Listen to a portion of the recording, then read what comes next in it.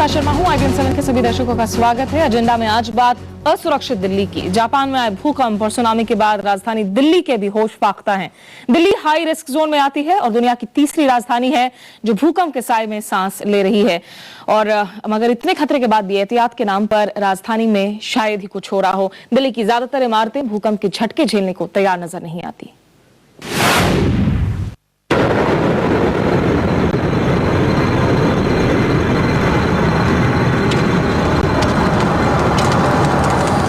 Japan में आए इस भूकंप की तीव्रता रिक्टर स्केल पर 8.9 थी। जापान में भूकंप से उतनी इमारतें नहीं गिरी जितनी सुनामी का शिकार हुई, मगर हमारी राजधानी दिल्ली में तो बगैर भूकंप के इमारतें गिर जाती हैं।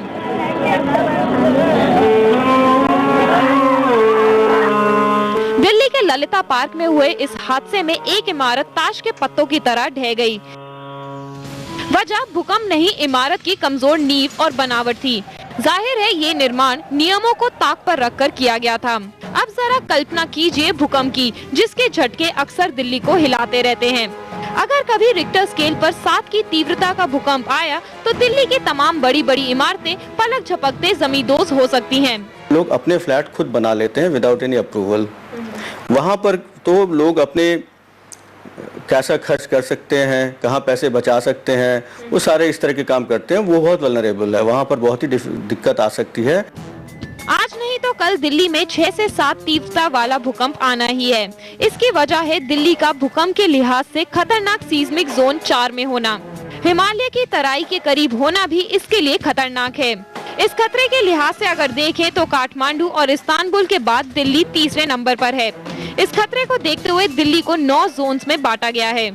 सबसे अधिक खतरे में है यमुना पार और उत्तर पूर्वी दिल्ली का इलाका। दिल्ली से सटा नोएडा भी खतरनाक है, जहां सबसे अधिक निर्माण हो रहा है। अर्थक्वेक इंटेंसिटी 8 हो दिल्ली रीजन में, इसके ऊपर एक सॉइल इफेक्ट भी एक होती है, जिसके वजह से ग्राउंड मोशंस जो है एम्पलीफाई होते हैं। भुज में आए भूकंप के बाद इमारतों की सुरक्षा को लेकर कई नियम बनाए गए, लेकिन ये नियम कभी जमीनी हकीकत नहीं बन पाए।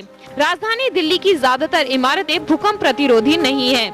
इमारतों के भूकंप प्रतिरोधी होने का मतलब ये नहीं कि वो पूरी तरह सुरक्षित हैं, मगर सवाल जनता के जान माल का है। एहतियात बरतने से जान माल का नुकसान तो कम हो ही सकता है। हाल ही में हुआ ललिता पार्क हादसा इस बात की गवाही है कि बिल्डिंग बनाने में नियमों को किस तरह से ताक पर रखा जाता है। ऐसे में जरूरत है वक्त रहते ठोस कार्रवाई करने की, ताकि भूकंप के बाद के असर को कम किया जा सके। कैमरा पर्सन सुनील सागर और मौसमी सिंह के साथ साक्षी खन्ना, दिल्ली, IBN 7। तो जाहिर है दिल्ली भी लाइन ऑफ फायर पर खड़ी है। भूकंप का खतरा हमेशा बरकरार है, इसलिए हमारा एजेंडा साफ है। जापान से सबक लो, राजधानी की इमारतों को, NCR की इमारतों को भूकंप से बचाओ। और इसी पर बात करने के लिए हमारे साथ स्टूडियो में मौजूद है अर्बन डिजाइनर KT रविंद्रन, साथ ही हमारे साथ disaster management expert doctor Anjali Khawatri भी मौजूद हैं, और जो रियल एस्टेट डेवलपर हैं नवीन रहेजा, CMD भी हैं रहेजा डेवलपर्स के, वो भी हमारे साथ जुड़ रहे हैं। यहाँ ये भी बता दें कि हम कोशिश कर रहे थे कि अर्बन डेवलपमेंट मिनिस्ट्री की तरफ से दिल्ली की या MCD की तरफ से कोई आवाज हमारे साथ जुड़े, लेकिन वो शायद तैयार नहीं हुए इस कार्यक्रम में शामिल होने के लिए। बहरहाल सबसे पहले अगर मैं रविंद्रन जी आपसे पूछ सकूं, दिल्ली को आप कितना सुरक्षित मानते हैं? हम सीस्मिक जोन 4 की बात करते हैं, जिसके तहत कहा जाता है कि अगर 7 के मैग्नीट्यूड तक कोई अर्थक्वेक आता है तो लगभग 6.5% दिल्ली बहुत हाई रिस्क जोन में है, 85% Delhi high to moderate risk damages हो सकते हैं। दिल्ली की कंस्ट्रक्शन, दिल्ली की इस वक्त प्लानिंग कितनी सुरक्षित नजर आती है? अभी तो हमारे प्लानिंग को देखा गया तो इसमें दिल्ली बिल्कुल सुरक्षित नहीं है, क्योंकि दिल्ली का जो इवन नया मास्टर प्लान जो आया हुआ है उसमें भी अर्थक्वेक ससेप्टिबिलिटी के बारे में कोई कंसिडरेशन नहीं दिया गया है। आप मास्टर प्लान देखा है तो आपको पता चलेगा कि सबसे हाई रिस्क एरियाज जो दिल्ली में आप भी अभी बताया कि यमुना पार और यमुना की नदी के जो रूट है वो भी एक फॉल्ट लाइन में है। उस एरियाज में सबसे ज़्यादा डेंसिटी में बना रहा है बिल्डिंग्स। 1970s के बाद जो भी बिल्डिंग्स दिल्ली में बनाए गए हैं, वो भी जो भी एरियाज अभी ये हाउसिंग के अंदर लाए हुए हैं, वो सब हाई डेंसिटी एरियाज है। उसके अलावा उसका बीच में driven by the market, the DDA has increased the FAR from 167 to 200. That is, people can build almost 30% higher than what they were allowed till now. Buildings higher हो रही हैं Anjali, sky scrapers नजर आ रहे हैं, टॉल ब्लूमिंग बिल्डिंग्स नजर आ रही हैं, शायद दिल्ली की प्रोग्रेस की कहानी बता रही हैं, लेकिन दिल्ली के लोगों के लिए खतरे की घंटी है। बहुत ज्यादा ये दिल्ली वालों को खुद भी समझना चाहिए। सिर्फ हाई राइजेस बनाने वालों का ही कसूर नहीं है, हाई राइजेस खरीद के जो अपार्टमेंट्स खरीदते हैं उनको भी ये जानकारी होनी चाहिए कि वो किस खतरे का अपनी जिंदगी भर के लिए वो खतरा मोल ले रहे हैं। तो सिर्फ प्लानर्स और गवर्नमेंट पे ही कसूर ना डाल के जनता को अपनी तरफ भी देखना चाहिए। जहां इतनी आबादी में जो है तेजी से इजाफा हो रहा है, वहां शायद कंस्ट्रक्शन पर, निर्माण कार्य पर पूरी तरह से रोक तो लगाना संभव नहीं है। नवीन जी, आपसे पूछना चाहूंगी मैं, 2005 में नेशनल बिल्डिंग कोड की बात की गई थी, हालांकि अगर हम देखें तो एमसीडी के पास उसके लिए इम्पैनल्ड इंजीनियर्स तक मौजूद नहीं थे स्ट्रक्चरल सर्टिफिकेट्स देने के लिए। ऐसे में हम किस तरह से ये भरोसा माने कि जो रियल एस्टेट डेवलपर्स हैं वो तमाम नियम कानूनों का पालन कर रहे हैं?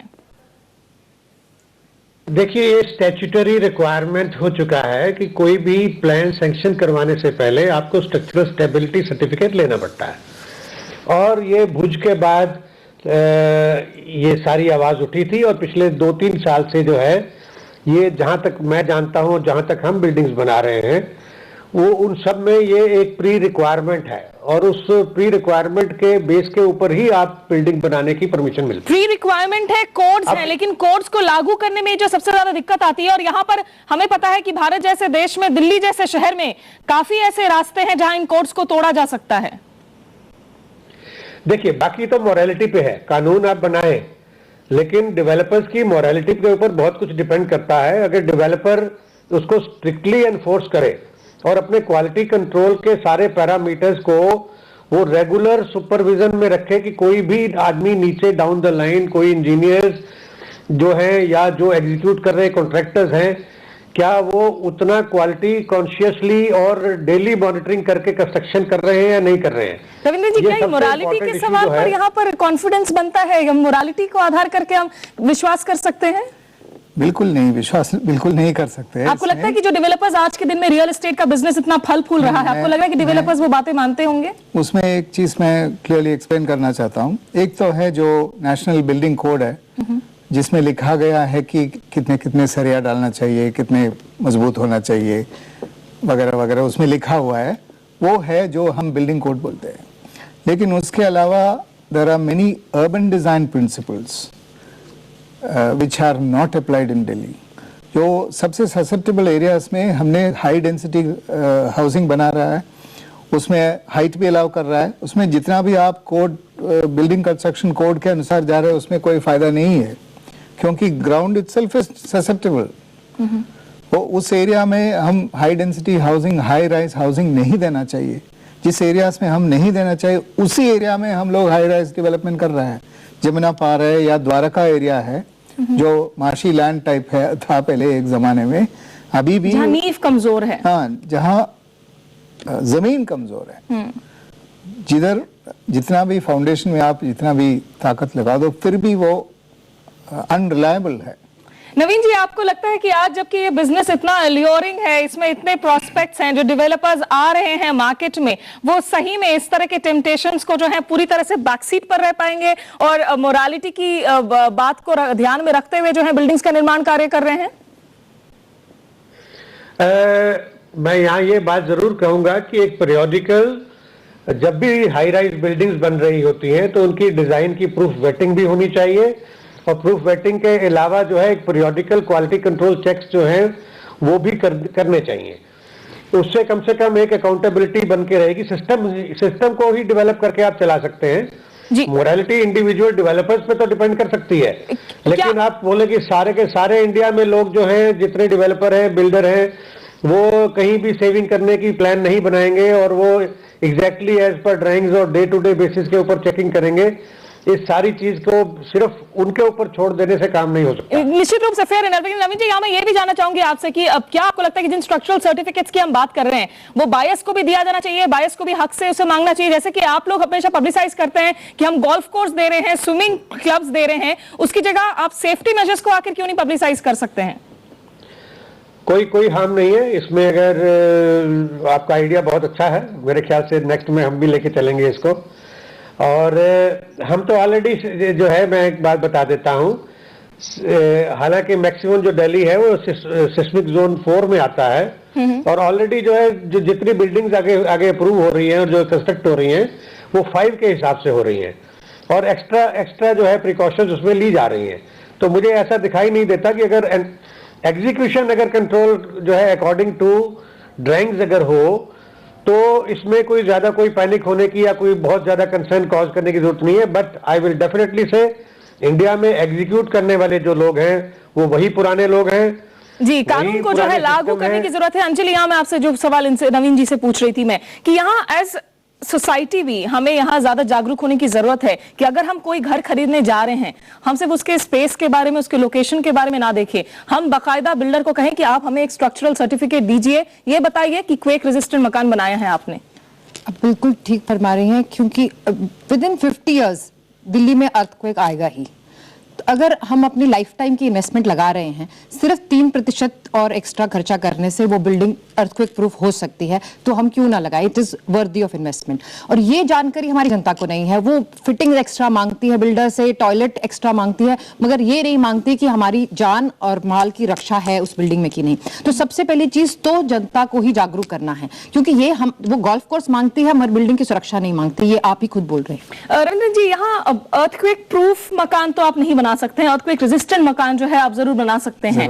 उस नजरिए से अगर हम देखें, दिल्ली में हालांकि बहुत ज्यादा अर्थक्वेक्स डायरेक्टली इंपैक्ट करने वाले आए हो, ऐसा अभी इस वक्त ख्याल नहीं आता। चमोली अर्थक्वेक का हमने असर जरूर देखा था शहर के मकानों पर, लेकिन क्या वो मानकर जो है लोग खुद को आश्वस्त कर ले सकते हैं कि ठीक है, जापान में जैसा हुआ कि वहां सुनामी भी आ गई, वहां भूकंप भी आ जाता है, वहां ज्वालामुखी भी फट गया, वैसे होने की संभावनाएं कम है, इसलिए हम सुरक्षित है? क्या ये मानसिकता सही है? नहीं, ये तो लोगों का एपैथी तो जरूर है, क्योंकि अर्थक्वेक अभी भी हो सकता है, 1000 साल के बाद भी हो सकता है।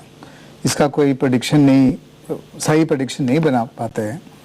लेकिन हमारे कानून के अंदर अभी देखा तो मैंने अभी आपको बताया कि FAR को 167 से 200 बनाएगा। इसका रिजल्ट क्या है कि जो एग्जिस्टिंग मकाने हैं, एग्जिस्टिंग मल्टी स्टोरी बिल्डिंग्स है, उसमें उसको 33% मोर बना सकता है। अभी नया कानून के अनुसार सब लोग जुगाड़ स्ट्रक्चर बना के उसको ऊपर खड़े कर रहा है, एग्जिस्टिंग बिल्डिंग के ऊपर बना रहा है, बिल्कुल असुरक्षित है। एक और जो सवाल मैं यहाँ लाना चाहूंगी रविंद्र जी, अब जो सवाल रेट्रोफिटिंग का होता है कि जो बिल्डिंग्स पहले से बने हुए हैं, काफी ऐसे क्रूशियल इमारतें हैं दिल्ली में, खुद आप GTB हॉस्पिटल की बात करें, आप दिल्ली पुलिस हेडक्वार्टर्स की बात करें, या जो डिजास्टर मैनेजमेंट अथॉरिटी जहां पर हाउस्ड है उस बिल्डिंग की बात करें, कि वो बिल्डिंग्स रेट्रोफिट करने के लायक हो चुकी हैं या करने के लायक है भी नहीं। अब वो रेट्रोफिट तो जरूर कर सकता है, कोई भी बिल्डिंग में कर सकता है, क्योंकि अभी मैंने गुजरात में विजिट किया था 2 हफ्ते के अर्थक्वेक के 2 हफ्ते के बाद। उसमें ये देखा गया कि काफी बिल्डिंग्स जो कोलैप्स हो रहे थे, जिसमें कॉलम स्प्लिट हो गया था, उसको सब टेक्निक्स है जैकेटिंग करने का, टेक्निक्स के उसको सुरक्षित करने के लिए। लेकिन ये सब डिजास्टर होने के बाद होता है। अभी जो FAR इंक्रीज किया गया है, इसी के कारण लोग अपना बालकनी को जुगाड़ करके बना रहा है, बालकनी एक्सटेंड कर रहा है, बालकनी को क्लोज करके नया कमरा बना रहा है, बिल्डिंग के ऊपर जुगाड़ करके दूसरा फ्लोर बना रहा है। ये सब कानून अलाउ कर रहा है। कानून में जो है काफी सारी खामियां हैं जिनको लोग एक्सप्लॉइट भी कर रहे हैं। अंजलि, यहाँ एनसीबी की अगर हम बात करें, उन्होंने डिजास्टर इमरजेंसी नंबर्स दे दिए हैं 1077, 12 जोन में से 8 जोन में डिजास्टर अथॉरिटीज बना लिए। लेकिन उस नजरिए से क्या आपको लगता है कि पर्याप्त तैयारी है कि गॉड फॉरबिड अगर कोई ऐसा हादसा हो जाता है, क्या हमारे पास उस तरह की बुलडोजर्स हैं, स्निफर डॉग्स हैं, जनरल लोगों में एक प्रिपेयर्डनेस है समाज के तौर पर? देखिए, हमने कॉमनवेल्थ गेम्स में जब इंटरनेशनल प्रेशर था, ये मॉक ड्रिल्स किए थे, और कम से कम 20 एजेंसीज का कंट्रीब्यूशन चाहिए होता है एक डिजास्टर को देने के लिए, रिस्पांस, ठीक रिलीफ रिस्पांस। मगर कई एजेंसीज पहुंचते ही नहीं थे, उनको ये नहीं पता था कि ये मॉक ड्रिल है। हमारा SMS अलर्ट तो ऐसे ही जाता था कि अर्थक्वेक हो गया है, अर्थ मूवर्स पहुंचते ही नहीं थे। देखिए, अगर एक भी लिंक वीक होता है तो वो डिजास्टर रिस्पांस 0 हो जाएगा। अगर कोई रोड केबिन हो गई है, टूट गई है, उस पर बिल्डिंग गिर गई है, रुकावट आ गई है और अर्थ मूवर्स पहुंचते ही नहीं है रास्ता खोलने के लिए, कॉलोनी तक पहुंचेंगे कैसे, एम्बुलेंस कैसे पहुंचेगी, फायर टेंडर कैसे पहुंचेगा, बाकी सारे सुविधा कैसे पहुंचेंगे? किसी भी कमजोर कड़ी की वजह से पूरा ढांचा जो है चरमरा सकता है। नवीन जी, जाते जाते एक आखिरी सवाल आपसे जानना चाहूंगी। यहाँ पर निश्चित रूप से आप अपने कंपनी के बारे में ही शायद डिफेंड कर सकते हैं, लेकिन क्या लगता है कि क्या यहाँ पर कानून को लागू करने वालों को और सख्त करना होगा, क्योंकि कई प्लेयर्स हैं आज मार्केट में जो शायद नियमों की धज्जियां उड़ा रहे हैं? देखिए, ह्यूमन लॉलेज तो होता ही है, और जब भी अर्थक्वेक आएगा, आज लोग जो मरते हैं या जो नुकसान होता है वो बिल्डिंग के अर्थक्वेक से नहीं मरते, वो बिल्डिंग के गिरने से मरते हैं या बिल्डिंग की दीवारें गिरने से मरते हैं। तो ये सारा एग्जीक्यूशन जो है मेन, सबसे मैं यही बात बोलूंगा कि एग्जीक्यूशन प्रोसेस के ऊपर बहुत कड़ी जरूरत है, और हमारे पास ये जो मैन पावर और टेक्नोलॉजी भी है। अभी हम पुराने नहीं, अगर आप चाहें तो आप ऐसी बिल्डिंग भी तो बना सकते हैं जो कि अर्थक्वेक में जरूरी नहीं कि गिरे। मेक्सिको की अगर हम बात करें 1985 में 44 स्टोर का बिल्डिंग था, लेकिन वो गिरा नहीं था क्योंकि उसमें उस तरह की स्ट्रक्चर्स तैयार थी। हाँ, वही मैं कह रहा हूँ कि टेक्नोलॉजी के अपग्रेडेशन की जरूरत है। हम जो ब्रिक्स की वॉल बनाते हैं उसकी जगह हमें प्लास्टर कास्ट जो होते हैं पैनल्स, उनकी वॉल्स बनानी चाहिए, लाइट वेट स्ट्रक्चर बनानी चाहिए। और ऐसी चीज ऐसी टेक्नोलॉजी को, बहुत सारी टेक्नोलॉजीज हैं जिनको हमें अडॉप्ट करना चाहिए, जिसके कारण से अगर कोई दीवार गिरती भी है तो उसके कारण से चोट ना लगती हो, लोग ना मरते हो। हमें यहाँ पे शो रोकना होगा। इसके पहले अंजलि, आपको आखिरी कमेंट्स देना चाह रही हैं? दिल्ली का सबसे भयानक मंजर, दिल्ली के अर्बन विलेजेस में अगर आप देखें, यहाँ पे कोई रेगुलेशन नहीं है, और वहां पे अब इतनी कंजेशन बढ़ गई है, और क्योंकि लैंड इतना महंगा हो गया दिल्ली का, इसलिए वहां बिल्डिंग पे बिल्डिंग बनती जा रही है, सड़कें यूसर्प हो गई हैं।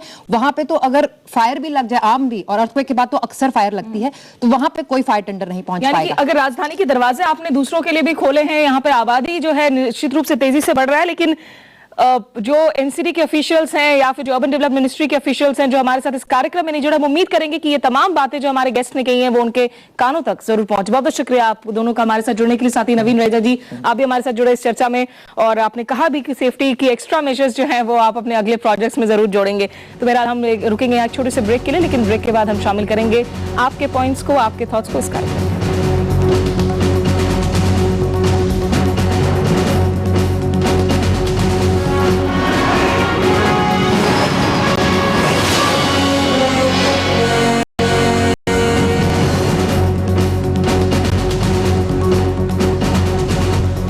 साफ है, हम कह रहे हैं कि जापान में आई त्रासदी से सबक लो और देश की राजधानी जो कि हाई सीस्मिक जोन में है उसे सुरक्षित बनाओ। आइए अब देखते हैं कि दर्शकों की आखिर क्या राय है इस मुद्दे पर। दिल्ली के हालात भूकंप के हल्के से झटके को भी भीषण तबाही की गारंटी देने वाले हैं, रोहित जैन का मानना है। दिल्ली अवैध और बेतरतीब इमारतों की भी राजधानी है और उसे इसकी भारी कीमत चुकानी पड़ सकती है। अजमेर से शैलेश लिख रहे हैं, वहीं सरकार अंधी बनी हुई है और बिल्डिंग माफिया देश की राजधानी को दिन ब दिन खतरनाक बनाता जा रहा है। गुड़गांव से देवयानी का कहना है। निश्चित रूप से यहाँ पर जरूरी है कि सरकार जो है पूरी तरह से चौकन्ना रहे, चौकस रहे, हाथ पर हाथ धरे ना बैठे। यमुना के रिवर बेड पर जिस तरह से लगातार निर्माण कार्य हो रहा है उसको लेकर भी जो है आगे आने वाले दिनों में बहुत सारी मुसीबतें खड़ी हो सकती हैं, उस पर गौर करने की जरूरत है। आज इन में बस इतना ही। आज दिन से खबरों का सफर जारी है। नमस्कार।